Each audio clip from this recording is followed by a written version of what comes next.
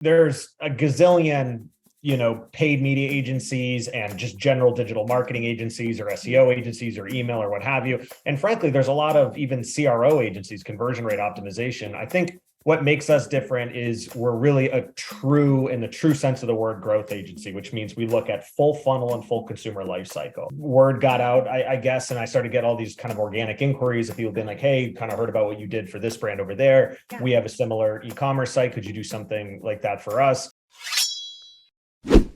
Welcome to Business Ninjas, brought to you by WriteForMe, where you'll hear from business leaders who are out there growing their business and slaying it every day. Learn from the masters. Let's get started.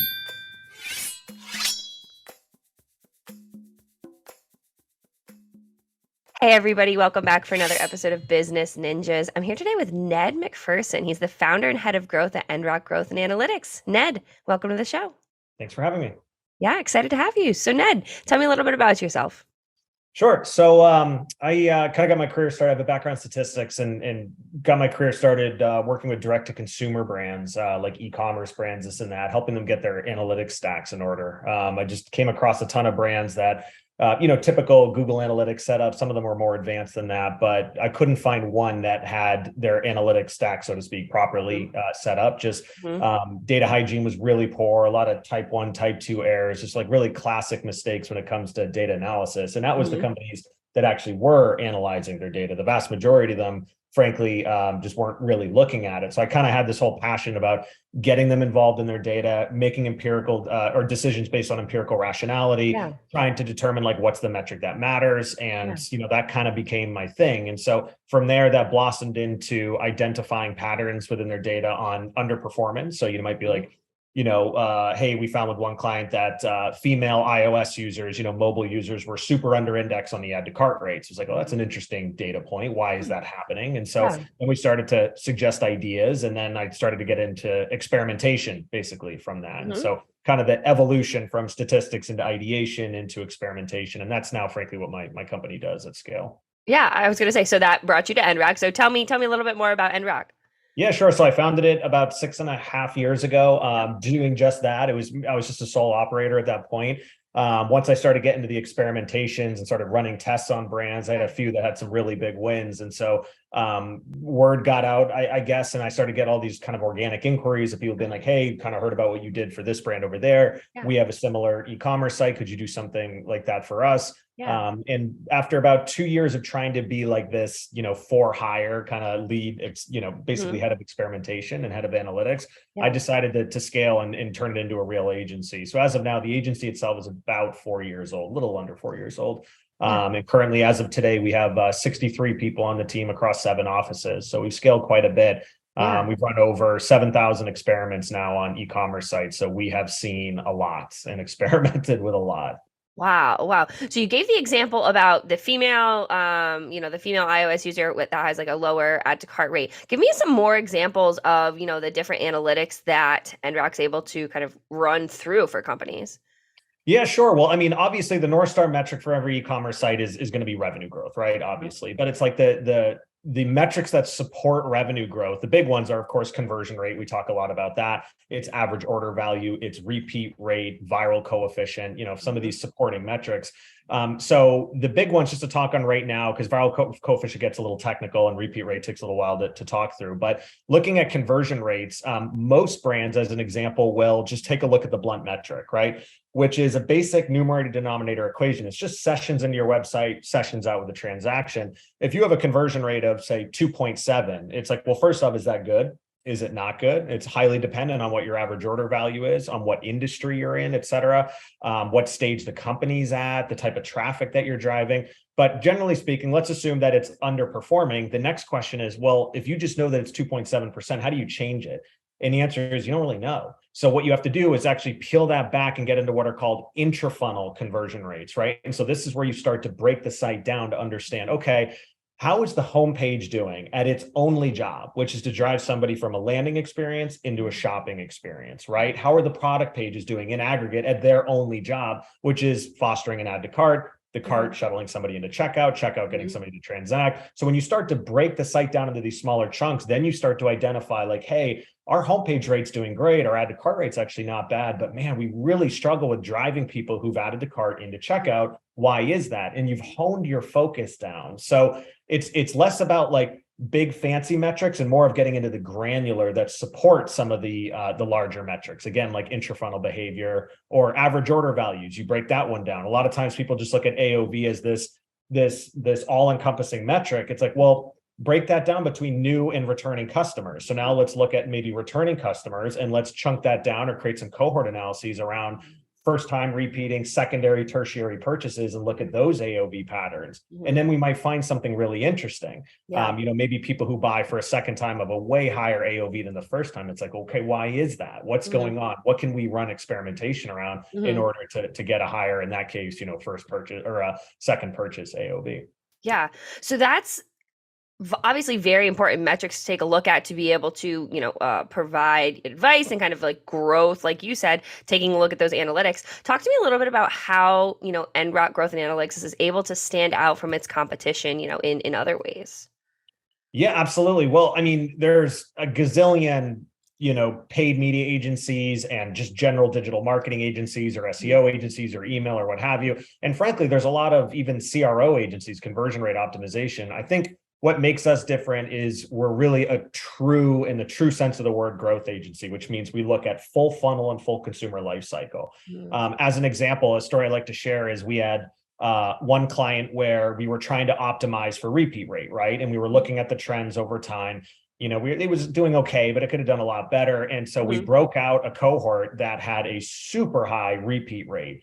And we started calling some of those customers. And what we found is almost all of them had mentioned that they had a really good customer service experience. So when we asked them, we were like, okay, was that like, what do you mean? They said, oh, well, I called in. Turns out, long story short, what these customers were doing is after they bought their first, it was a fashion brand, they literally were calling the company, it was a bit of an older customer, and asking for advice on the second purchase. Like, hey, I bought this product. Do you have any recommendation? And this and that. So we were like, oh, that's really interesting. So we ran a test using automations to like foster this type of engagement. And that bumped the rate way up. So that's not CRO. That's a totally different type of growth experimentation. But to give you an idea, of course, we do a lot of conversion optimization, AOV optimization, but we look full funnel. So that's number one. And then the other big difference I'd say between us is the other groups that I've interacted with who get into experimentation, they usually come to the table with a lot of good ideas, and that's fine. But good ideas are only going to take you so far. You've really got to dig into the actual client's data and know and understand how to get into the intricacies there to determine what really should you be working on. Because a lot of those brands, they would do okay. I saw, or, I'd look at their reports after, because we acquired a number of clients who did work with other groups and then they came to us. And it's like, okay, that was an interesting idea. But they never really had like an empirical hypothesis behind it in the first place. It was more of, hey, this cool brand over here is doing it, so we should try it. And like, that's okay some of the time, use that as your hypothesis, but you don't get a lot of value empirically there. And then once they ran out of their kind of database of good ideas, you could tell they were just shooting at the hip at that point. Like, well, let's try this image versus that. And it's like, well, again, is there any data to support this idea? And so that's what I found from my clients' feedback is kind of the two biggest differentiators between us and some other groups. Is that really that data-based focus? Yeah. The empirical again, because everything is hyper metric. And like, we'll talk with clients. A lot of times they'll, the CEO of the company or the head of market, whatever, will come on our clients and be like, well, I really want to do this. And always, if I'm on the call respectfully, I'd be like, okay, love the idea. Like, do you have any data to back that up? Have you seen anything? And then respectfully try to just channel them in that direction to be like, if the data supports that decision, let's do it. But if it doesn't, let's reconsider why we're doing this. Yeah. So when you're talking about those different customers, do you see trends in the specific size customer that tends to work with Endrock Growth and Analytics a little better? Yeah. So our kind of like bullseye client is basically an e-commerce brand. I know this is a wide range, but doing between, 2 and 100+ million. That's our clients, our main growth clients are doing between that. Our biggest does like 125 million a year on their website, something like that. And we've got a lot that are between like the 2 and 20 million mark. Reason being is to run experimentation. Of course, you need statistical significance on experiments for them to even be meaningful, right? So when you start getting into brands that are doing much smaller numbers, you are, again, I don't want to use the word guessing, but you don't have definitive statistical significance. You don't have really strong confidence intervals. So you're kind of putting your best foot forward and using, we call it directional data to make decisions, which is better than doing nothing, I'll be honest, but it's not great. That being said, we got so much demand over the years for really early stage companies that we actually created a second division, so to speak, to the company called Growth Template, which is designed for early stage brands, where it's like, look, if I were to ever go start my own e-commerce brand, having run 7,000 experiments or overseen that, my team, what would I do? How would I set up the stack? What are the anatomical structures of the pages? How would I set it up? That's Growth Template, right? To give these clients their absolute best foot forward. So frankly, they can go out and determine if they have product market fit as fast as possible. Yeah. When did you find that you were on, like you knew you were on the path to success with with Endrock Growth and Analytics?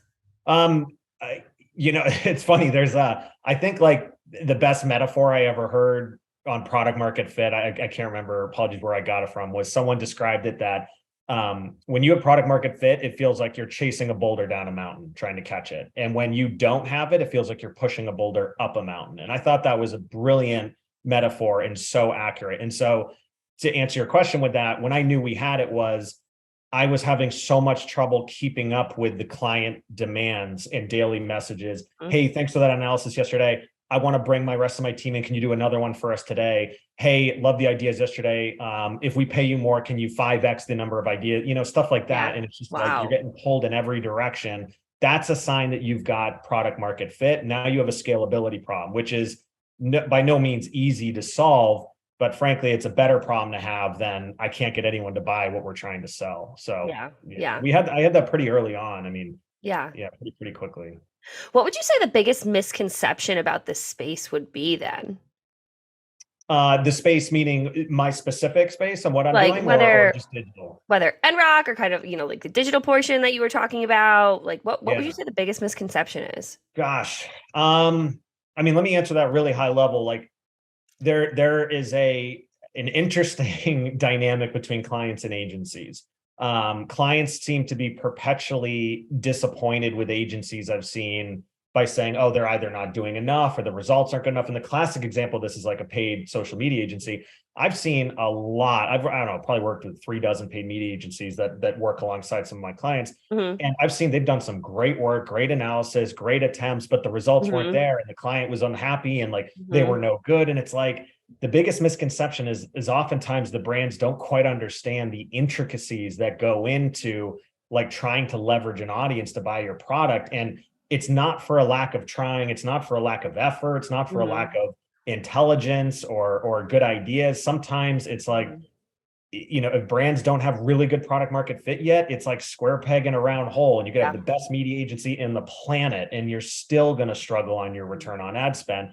Same thing with us. We've run some tests before on brands that struggle a bit and they're like, well, I thought we would have grown 2-3x by now 6 months later. And it's like, I don't know what to tell you. We're running 8, 9, 10, 11 experiments a month. We've gotten wins, but again, like I can't, you can't force the customer to buy, and they usually won't budge. So there's usually a disconnect there between expectations of agencies, where they just oftentimes clients think that it's going to be this path to huge growth. And then agencies get frustrated because clients sometimes have those expectations and that's not always the reality. And there's always a mismatch there. I found that there's not always, but almost always a bit of a mismatch. Yeah. So having those clear expectations and like you said, respectfully hearing what they're saying, but kind of leading them down the wrong path is obviously important for Endrock. Yeah, exactly. And we try to manage that, et cetera. And so like one of the things that we try to do is, one of the harder parts for us being an experiment agency is, okay, you got to win, right? Like even just a couple hours ago, I was presenting to a client. We had a couple nice wins on tests that we've done last week. We're reporting that out. We've achieved statistical significance. And I kind of knew the question was coming. So we had to prepare for the client's like, okay, so these numbers look great. I see greens everywhere, but like, what does this mean? Like in terms of dollar and cents, like, are you making us more money? If so, how much? How confident are you in that? So what we did is we started building in like per session value increases. And then we created a formula on how that translates literally into monthly revenue using a very conservative estimate. So I could legitimately tell them like, okay, this is the new top line revenue from this one experiment you are getting. And again, this is using projected numbers. And then this is what that means from a gross margin contribution standpoint after your COGS. This is what it means for a return on investment with our fee, et cetera. And that's just one test. And that seems to help. So like, that's what I use a lot to help manage the expectation, because I've had a few clients where we had like months of wins. And at the end, you could tell the client was like, I don't know what I'm getting. We're like, we've been killing it. Like, what are you talking about? But I realized that was our fault because we didn't provide enough specificity around just being like, okay, you're talking about stat sig and all this stuff. A lot of the clients are not, it's like, that's not their thing. Like they've got a million other things to work on. So it's like, are you making me more money or not? And so sometimes you have to really just, buckle down to the basics on that. Yeah. And super important too for someone to hear, like you can show them you're doing great things, but what they need to see is that ROI. Yeah, of course. I mean, like everyone else, right? And so just, if I were to advise, I have a few other agencies that aren't, CRO agencies, they're email marketing agencies or what have you. It's like, you gotta really talk about the data. You really have to get into empirical explanation on it. And then you've got to sell the ROI, right? Yeah. And frankly, it's okay to have misses. It's okay to have, things that's like, hey, we thought this automation or this ad set or this test was going to go really well. It didn't.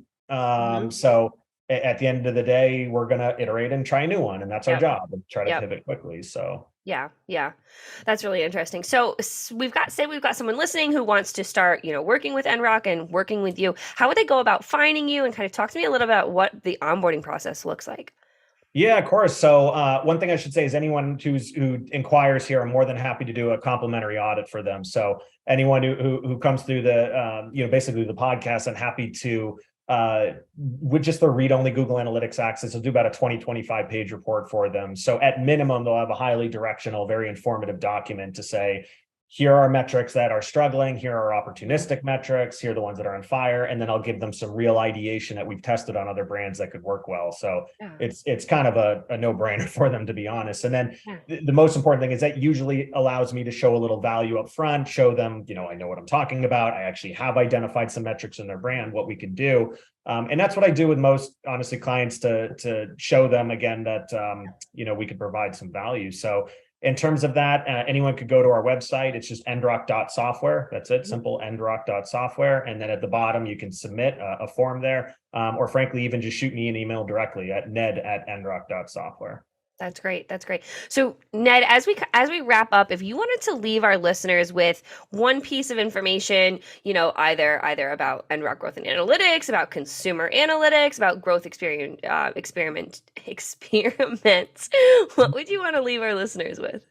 Yeah, I mean, besides working with us, get your team into a spirit of experimentation. That's number one. Number two is every day, or at least every Monday, talk with your team and say, what's the metric that matters?